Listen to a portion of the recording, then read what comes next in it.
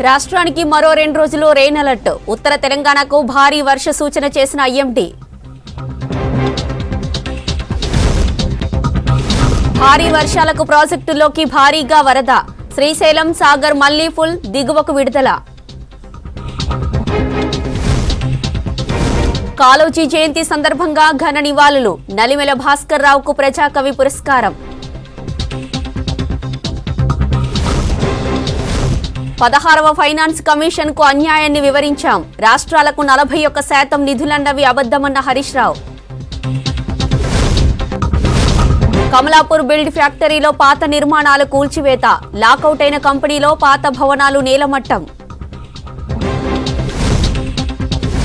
Warangal CKM ప్రభుత్వ దవాఖానాలో పసికందు అపహరణ. మహిళ ఎత్తుకెళ్లినట్లు గుర్తింపు. దర్యాప్తు చేస్తున్న పోలీసులు. మహాకవి కాళోజీ జయంతి సందర్భంగా నేతలు ఘన నివాళులర్పించారు. తెలంగాణ భాషా దినోత్సవాన్ని పురస్కరించుకుని కాళోజీ సేవలను కొనియాడారు. రవీంద్ర భారతిలో జరిగిన కార్యక్రమంలో పాల్గొన్న మంత్రి జూపల్లి ప్రజా ఉద్యమాలకు కాళోజీ ఊపిరులూదాడని అన్నారు. గత ప్రభుత్వంలో కవులకు సరైన గుర్తింపు దక్కలేదన్నారు రచయితలు. ఏడాది కాళోజీ అవార్డుకు ఎంపికైన నలిమెల భాస్కర్ రావుకు పురస్కారం అందజేశారు. కాళోజీ 110వ జయంతి కార్యక్రమాలు రాష్ట్ర వ్యాప్తంగా ఘనంగా జరిగాయి. ఈ సందర్భంగా కాళోజీ సేవలను గుర్తు చేసుకున్నారు. ప్రజాకవి పద్మ విభూషణ్ స్వర్గీయ కాళోజీ జయంతి సందర్భంగా సీఎం రేవంత్ ఘన నివాళులర్పించారు. జూబ్లీహిల్స్ లోని తన నివాసంలో కాళోజీ చిత్రపటానికి పూలమాలలతో పుష్పాంజలి ఘటించారు సీఎం రేవంత్. తెలంగాణ భాషా సాహిత్యానికి కాళోజీ నారాయణరావు చేసిన సేవలను కొనియాడారు రేవంత్ రెడ్డి.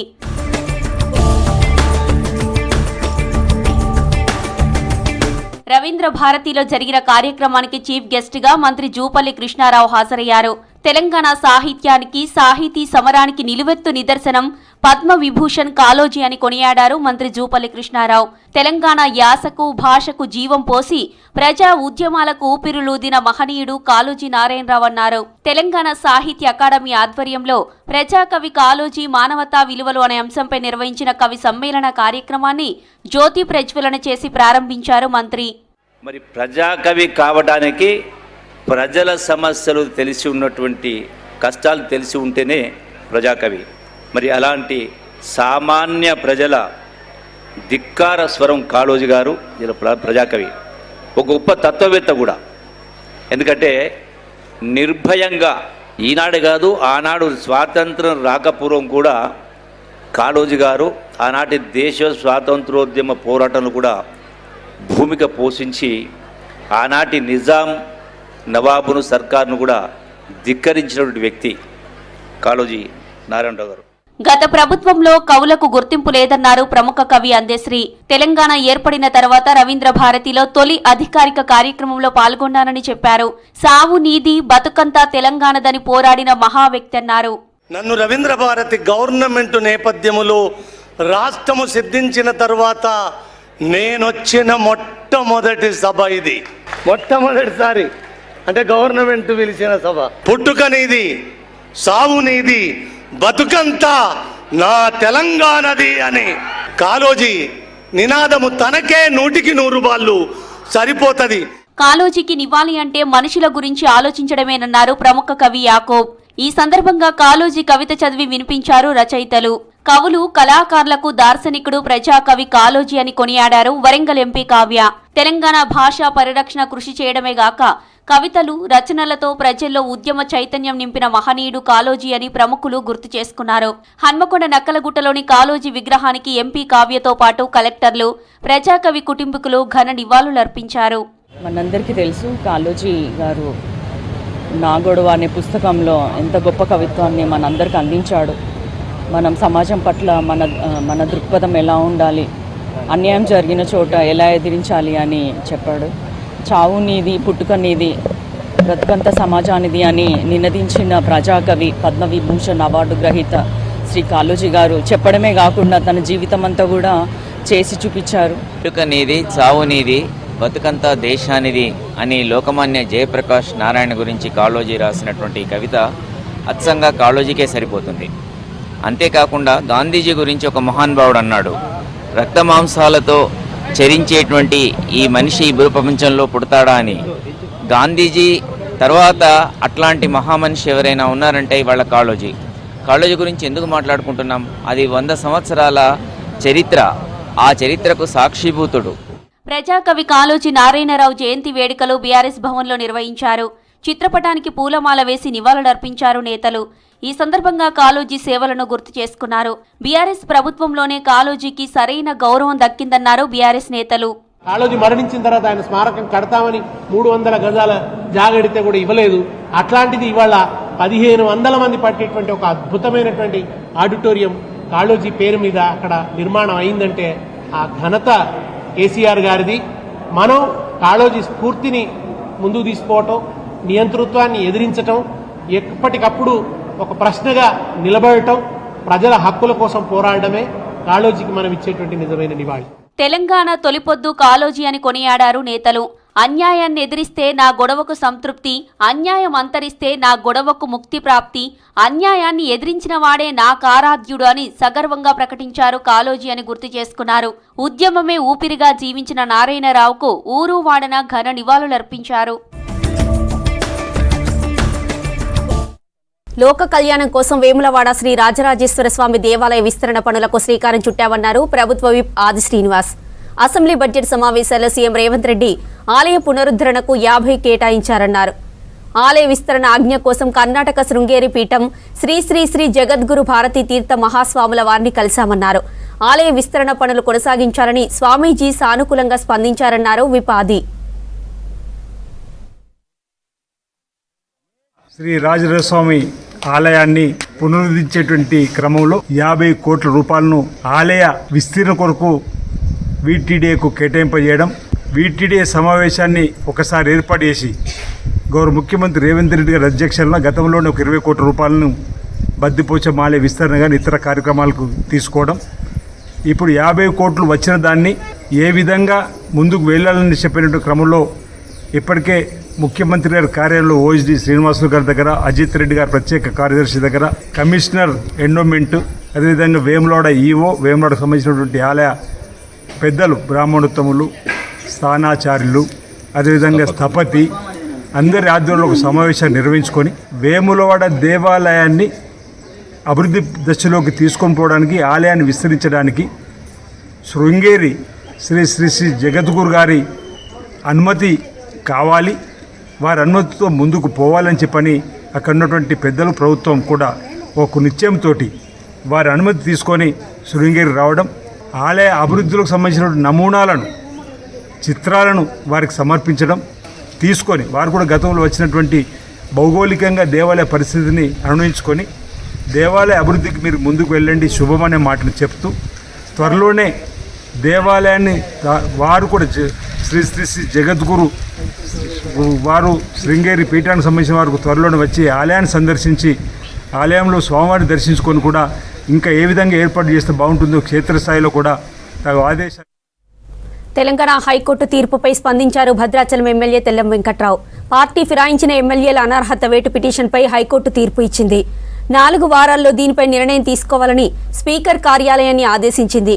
కోర్టు తీర్పుని ప్రతి ఒక్కరూ గౌరవించాల్సిందేనన్నారు. నియోజకవర్గం అభివృద్ధి కోసమే బీఆర్ఎస్ నుంచి కాంగ్రెస్లో చేరినట్లు తెలిపారు. ఎన్నికలు ఎప్పుడు వచ్చినా గెలుపు తనదేనన్నారు. డిప్యూటీ సీఎం భట్టి, మంత్రులు పొంగులేటి, తుమ్మల ఉన్నంతకాలం తనకు ఎలాంటి ఇబ్బంది లేదన్నారు.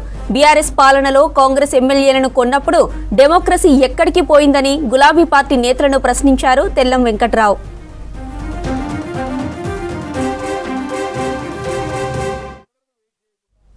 మంచిర్యాలలోని ప్రభుత్వ ఆసుపత్రిని సందర్శించారు ఎమ్మెల్యే ప్రేమ్సాగర్ రావు. ఆసుపత్రికి వచ్చే రోగులను కలిసి సౌకర్యాలను అడిగి తెలుసుకున్నారు. అరకొర స్టాఫ్ ఉన్న ఇబ్బందులు తలెత్తకుండా ప్రజలకు వైద్యం అందిస్తున్న వైద్య సిబ్బందికి ధన్యవాదాలు తెలిపారు ఎమ్మెల్యే. త్వరలో కొత్త ఆసుపత్రి నిర్మాణానికి శ్రీకారం చుట్టి మరిన్ని వైద్య సదుపాయాలు కల్పిస్తామన్నారు ఎమ్మెల్యే ప్రేమ్సాగర్ రావు. పోయిన వారం కింద 10 రోజుల కింద మొదలే షిఫ్ట్ చేయడం జరిగింది. ఒక రకంగా షిఫ్ట్ చేసిందే మంచిదైంది, లేకపోతే ఇబ్బందులు రోజు టెన్షన్ పడకుండా షిఫ్ట్ చేసినాం. కొంచెం కష్టమైంది. ఇక్కడ మాతా శిశు నుంచి వచ్చిన గైనకాలజిస్ట్, అబ్స్టిషన్ వాళ్ళు ఎవరైనా వాళ్ళు కానివ్వండి, ఇక్కడ ఆర్ఎంఓ గారు అందరు కలిసి వాళ్ళ సొంత కుటుంబాన్ని ఎట్లా చూసుకుని అట్లా చూసుకొని గడిచిన 10 రోజుల నుంచి ఏ రకమైన సమస్యలు లేకుండా సరే ఖచ్చితంగా ఇక్కడ హాస్పిటల్కు అవసరమైన ఇన్ఫ్రాస్ట్రక్చర్ లేదు, బిల్డింగ్ లేదు, స్టాఫ్ తక్కువ ఉన్నది, ల్యాబులు లేవు. అయినా కూడా ఈ అందుబాటులో ఉన్న ఇవి తీసుకొని చాలా బాగా చేస్తాము. తప్పకుండా దానికి సహకరించిన స్టాఫ్, నర్సులు కానీ మిగతా ప్రతి ఒక్కరు ఎవరి పాత్ర వాళ్ళు పోషిస్తారు. ఇంకొక శాంక్షన్ అయింది హాస్పిటల్, దసరా లోపల దానికి ఫౌండేషన్ నుంచి వర్క్ స్టార్ట్ చేసే కార్యక్రమం చేస్తాం. ఒక్కసారి హాస్పిటల్ అయిన తర్వాత హైదరాబాద్కు ఒక్క పేషెంట్ని కూడా ఇక్కడి నుంచి పోకుండా చూసుకునే బాధ్యత మాది. ప్రభుత్వ ఆసుపత్రిని హైదరాబాద్లో ప్రైవేట్ కార్పొరేట్ హాస్పిటల్ అక్కడ ధీటుగా చేసి నేను చూపిస్తాం. దానికి అందరు సహకరిస్తారు.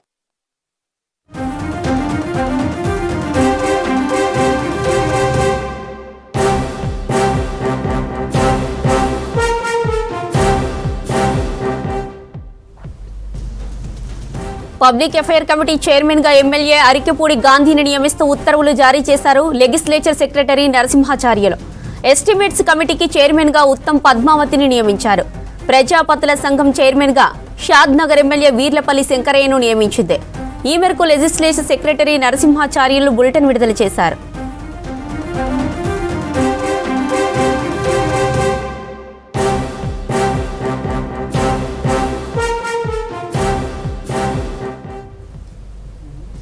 పబ్లిక్ అఫైర్ కమిటీ చైర్మన్ గా ఎమ్మెల్యే అరికెపూడి గాంధీని నియమిస్తూ ఉత్తర్వులు జారీ చేశారు లెజిస్లేచర్ సెక్రటరీ నరసింహాచార్యులు. ఎస్టిమేట్స్ కమిటీకి చైర్మన్ గా ఉత్తమ్ పద్మావతిని నియమించారు. ఇక ప్రజాపతుల సంఘం చైర్మన్ గా షాద్ నగర్ ఎమ్మెల్యే వీర్లపల్లి శంకరయ్యను నియమించింది. ఈ మేరకు లెజిస్లేచర్ సెక్రటరీ నరసింహాచార్యులు బులెటిన్ విడుదల చేశారు.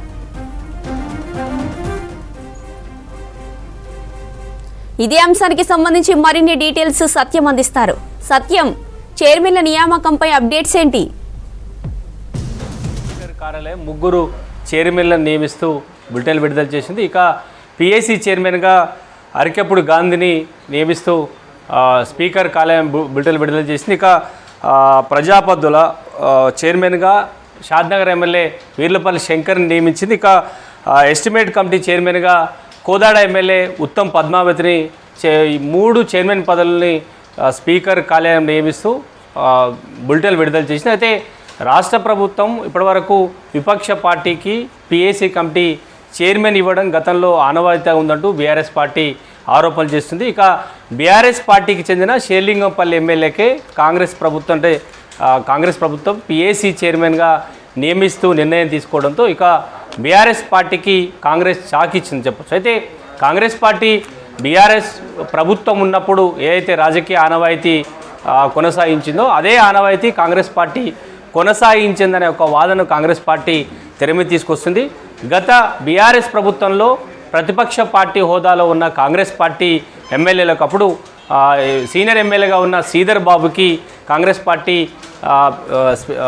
పిఏసీ చైర్మన్గా పదవి కేటాయించిన కాంగ్రెస్ పార్టీ ప్రకటించినా లేదంటే స్పీకర్ లేఖ ఇచ్చినా అప్పుడు బీఆర్ఎస్ ప్రభుత్వం శ్రీధర్ బాబుకి పిఏసీ చైర్మన్గా నియమించకుండా మజ్లిస్ పార్టీ ఆ పార్టీ ఎమ్మెల్యేగా ఉన్న అక్బరుద్దీన్ని పిఏసీ చైర్మన్గా అప్పుడు అసెంబ్లీ స్పీకర్ కార్యాలయం నియమించింది. ఇక అప్పుడు ప్రధాన ప్రతిపక్షం ఉన్న కాంగ్రెస్ పార్టీకి బీఆర్ఎస్ ప్రభుత్వం స్పీకర్ పిఏసీ చైర్మన్గా నియమించలేదు, కావాలని మజ్లిస్ పార్టీకి బీఆర్ఎస్ ప్రభుత్వం కేటాయించింది. కాబట్టి ఈసారి కాంగ్రెస్ ప్రభుత్వం కూడా బీఆర్ఎస్ ప్రధాన ప్రతిపక్షంలో ఉన్న కానీ బీఆర్ఎస్ పార్టీకి సంబంధించిన ఎమ్మెల్యేకే షేలింగంపల్లి బీఆర్ఎస్ పార్టీ ఎమ్మెల్యేను పిఏసీ చైర్మన్ నియమించడంతో బీఆర్ఎస్కు కాంగ్రెస్ పార్టీ షాక్ ఇచ్చిందనే ఒక చర్చ కాంగ్రెస్ పార్టీలో. ఎందుకంటే బీఆర్ఎస్ పార్టీ ఏదైతే ఆనవాయితీ సూచించిందో అదే ఆనవాయితీని కాంగ్రెస్ పార్టీ తెర మీద తీసుకొచ్చింది.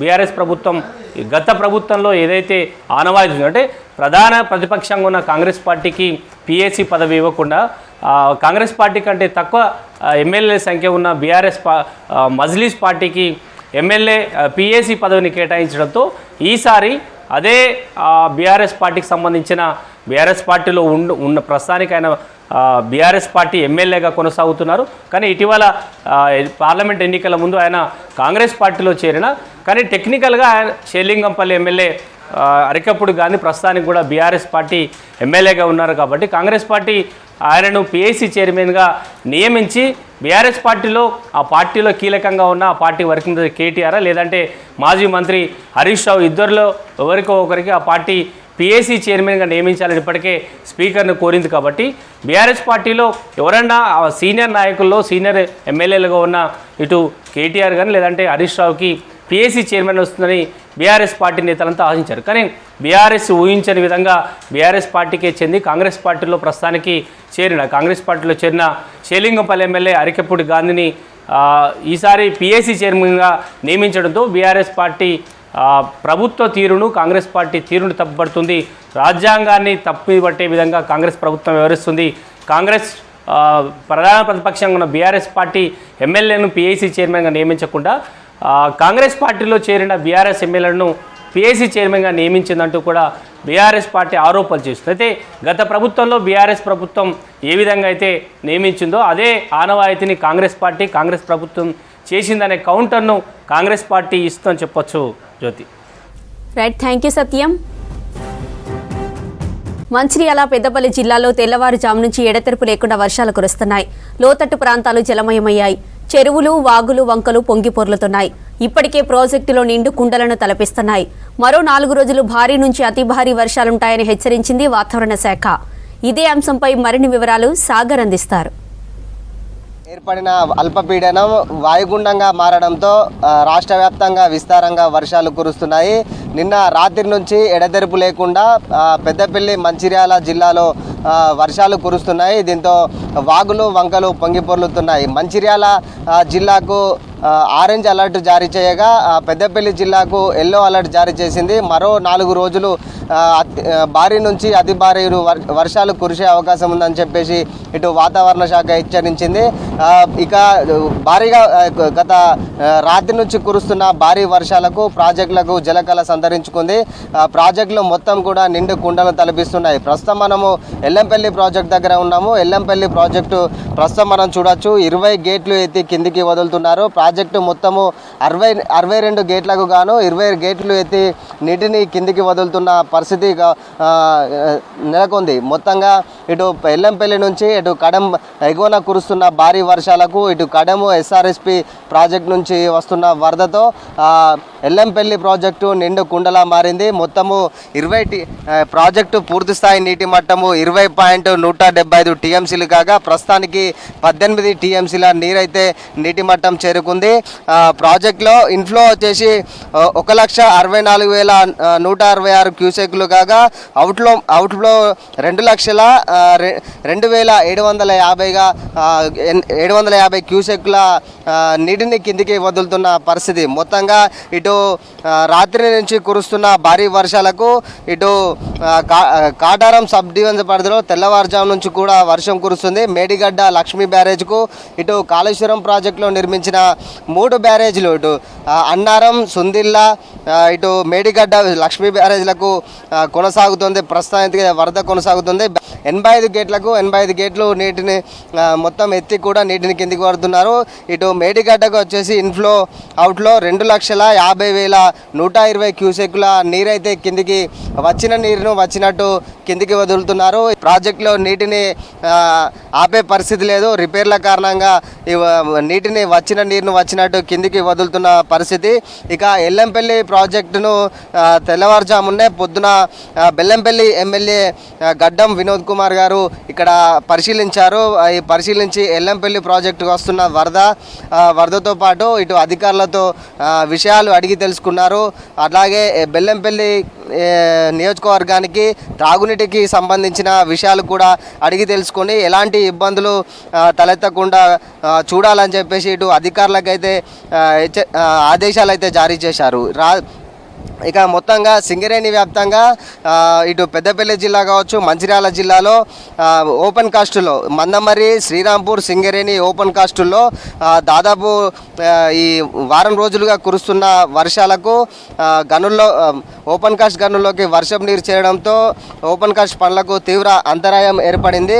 4 ఓపెన్ కాస్టులో ఇటు మంచిర్యాల జిల్లాలో ఉన్నటువంటి 4 ఓపెన్ కాస్ట్ గనుల్లో 28,000 టన్నుల బొగ్గు ఉత్పత్తికి తీవ్ర నష్టం వాటిల్లిందని ఇటు సింగరేణి అధికారులు చెప్తున్న పరిస్థితి. అలాగే పెద్దపల్లిలో ఉన్నటువంటి 4 ఓపెన్ కాస్ట్ గనుల్లో కూడా బొగ్గు ఉత్పత్తికి తీవ్ర అంతరాయం ఏర్పడిందని ఇటు అధికారులు చెప్తున్న పరిస్థితి. మొత్తంగా ఇటు సింగరేణి వ్యాప్తంగా రాష్ట్ర వ్యాప్తంగా కూడా గత 15 రోజులుగా కురుస్తున్నటువంటి భారీ వర్షాలకు ఓపెన్ కాస్టుల్లో నీళ్లు నిలవడంతో సింగరేణికి తీవ్ర నష్టం జరిగిందని కూడా చెప్పుకోవచ్చు. ఎల్లంపల్లికి సంబంధించి పైన ఎగువన ఇటు కింద మంచిర్యాల ఉంటుంది. మంచిర్యాల ఎల్లంపల్లి ప్రాజెక్టు నీటిని కిందికి వదలడంతో పాటు మంచిర్యాలకు కొంత ముప్పు వాటిల్లే పరిస్థితి ఉంది. ఇటు రామ్నగర్ కావచ్చు, ఎన్టీఆర్ నగర్ కావచ్చు, ఇట్లా సూర్యానగర్ మొన్న కురిసిన వర్షాలకి సూర్యానగర్లో కూడా వరద నీరు పోటెత్తింది. సూర్యానగర్ 1, 2, 3 వార్డుకు సంబంధించిన నీళ్లు మొత్తం కూడా ఇళ్లలోకి చేరి తీవ్ర ఇబ్బందులు ఎదుర్కొంది. ఈ ముందస్తుగా ఈ వర్షపు నీరు వస్తుందని ముందస్తు చర్యల్లో భాగంగా మంచిర్యాల ఎమ్మెల్యే ప్రేమ్సాగర్ రావు మాతా శిశు ఆరోగ్య కేంద్రాన్ని ముందస్తు చర్యల్లో భాగంగా అక్కడి నుంచి తరలించారు. ప్రతి సంవత్సరం మాతా శిశు ఆరోగ్య కేంద్రానికి భారీ వర్షాలు ఎల్లంపల్లి ప్రాజెక్టు నీటిని కిందికి పోవడంతో మాతా శిశు ఆరోగ్య కేంద్రము హాస్పిటల్ మొత్తం కూడా మునిగిపోయే పరిస్థితి ఏర్పడుతుంది. అట్లాంటి సిచ్యువేషన్ ముందే గమనించి ఎమ్మెల్యే ఇటు జిల్లా కలెక్టర్ అధికారులు అప్రమత్తమయ్యి మాతా శిశు ఆరోగ్య కేంద్రాన్ని జిల్లా కేంద్రానికి ప్రభుత్వ హాస్పిటల్కి తరలించి వాళ్ళకి వైద్యాన్ని అయితే అందిస్తున్న పరిస్థితి. మరో 4 రోజులు భారీ వర్షాలు ఉన్నాయి, అందరూ అప్రమత్తంగా ఉండాలని చెప్పేసి ఇటు అధికారులు అయితే కోరుతున్న పరిస్థితి. కెమెరా పర్సన్ మల్లేష్తో Sagar V6 news Yellampalli project నుంచి. భూ ఆక్రమణలపై సీరియస్ అయ్యారు ఖమ్మం కార్పొరేషన్ అధికారులు. భారీ వర్షాలకు కార్పొరేషన్ పరిధిలోని పలు లోతట్టు ప్రాంతాల కాలనీల్లో వరద నీరు చేరింది. ఖానాపురం నుంచి వచ్చే కాలువ దగ్గర స్థలం కబ్జా చేసినట్లు గుర్తించారు అధికారులు. ఖమ్మం కార్పొరేషన్ అధికారులు చేపట్టిన కూల్చివేతలపై మరింత సమాచారం ఖదీర్ అందిస్తారు. ఖమ్మం నగరాన్ని వరద ముంచెత్తుతా ఉంది. అనేక కాలనీలన్నీ కూడా నీట మునిగిపోవడం జరిగింది. అనేక చోట్ల కబ్జాలు చేయటం వల్లనే ఇలాంటి పరిస్థితి వాటిల్లినట్టుగా అధికారులు ఒక అంచనాకు రావడం జరిగింది. ప్రస్తుతం జేసీబీని తీసుకొచ్చి ఎక్కడెక్కడైతే కాలువ ఆక్యుపేషన్ జరిగిందో వాటిని తొలగించే పనిలో జేసీబీ ఇక్కడ ఉంది. ఇక్కడ స్థానికంగా ఉన్న కార్పొరేటర్ అదేవిధంగా స్థానికంగా ఉన్న ప్రజానికం అందరూ కలిసి ఎక్కడెక్కడైతే కబ్జాలు జరిగాయో వాటిని తొలగించి కాలనీలను కాపాడాలి, వరద నుంచి తమని బయటపడేయాలని చెప్పేసి వాళ్ళు కోరుకుంటున్న పరిస్థితి. ఈరోజు ఈ కాలనీలో ఎక్కువగా ఎక్కడ కబ్జా జరిగింది, నాలా ఎక్కడ ఆక్యుపేషన్ జరిగింది, దానికి సంబంధించిన రిపోర్ట్ మీ దగ్గర ఏముంది? ఈ నాలా అనేది మనకి చెరువుల లింక్ అండి. ఇది ఇంతకుముందు పొలాలుగా ఉన్నప్పుడు పొలాల మీద పడి వాటర్ వచ్చేది. అప్పట్లో గూగుల్ మ్యాప్ ప్రకారం చెప్పుకుంటే ఇది 170 అడుగుల కాలం అని చెప్తున్నారు పెద్దవాళ్ళందరూ కూడా. ఇక్కడ పశువులు మేపుకునే వాళ్ళందరూ కూడా వచ్చి మొన్న ఇది మేము ఇంత పెద్దగా ఉండేది వాగు, దీన్ని తీసుకొచ్చి దగ్గరకు ఇల్లు కట్టేశారు, ఇట్లా తగ్గిపోయిందని చెప్పి పశువుల కాపర్లు అందరూ కూడా ఇలా చెప్తున్నారు. అసలు నేను కూడా ఈ కాలనీ నివాసిని. ఈ కాలనీలోకి అంత వరద వస్తుందని మేము కల్లో కూడా అనుకోలేదు. వరద కూడా నైట్కి రాకుండా ఏదో మార్నింగ్ వచ్చింది, కానీ అదే కనుక నైట్ కనుక వచ్చింటే చాలామంది చనిపోయేవాళ్ళు. ఎందుకంటే నిద్రలో వచ్చి ఉంటే ఒక్కొక్క ఇంట్లోకి 6 అడుగులు 7 అడుగులు వాటర్ రావటువంటి ఈ ఏరియాలో, అప్ ఏరియాలో. అదే మున్నేరు నది ఒడ్డునంటే మున్నేరు పొంగుతుంది, ఎక్కువ మనకి వరంగల్ పైనుంచి బయ్యారం చెరువు ఇవన్నీ ఉన్నాయి కాబట్టి వాటర్ ఎక్కువ వస్తుంది అనుకోవచ్చు. కానీ ఈ వాటర్ అంత వరద రావడం అనేది మేము 25 సంవత్సరాల నుంచి ఇల్లు కట్టుకుని ఏడే ఉంటున్నాం, కానీ ఎప్పుడు చూడలేదు. ఇది ఎందుకు జరిగింది అనేది ఒక్కసారి ఆలోచించుకుంటే మొత్తం వాగుని మన ఖానాపురం చెరువు అలుగు దగ్గర నుంచి కూడా ఆక్యుపై చేసి అలుగు మొత్తం దగ్గరకు మూసుకుంటూ వచ్చేసారు. దానివల్ల ఏమైందంటే నీరు పట్టక అవి మొత్తం కాలనీ మీదకి వచ్చేసి ఒకేసారి పాపం కార్లు, మోటార్ సైకిళ్ళు, ఇంట్లో ఉన్న వస్తువులు, బట్టలు, బియ్యం అన్నీ కూడా పోగొట్టుకున్నారు. మొత్తం సర్వనాశనం అయిపోయింది. కాలనీలో దాదాపు 110 ఇళ్లలోకి నీళ్ళు పెద్ద ఎత్తున చేరింది.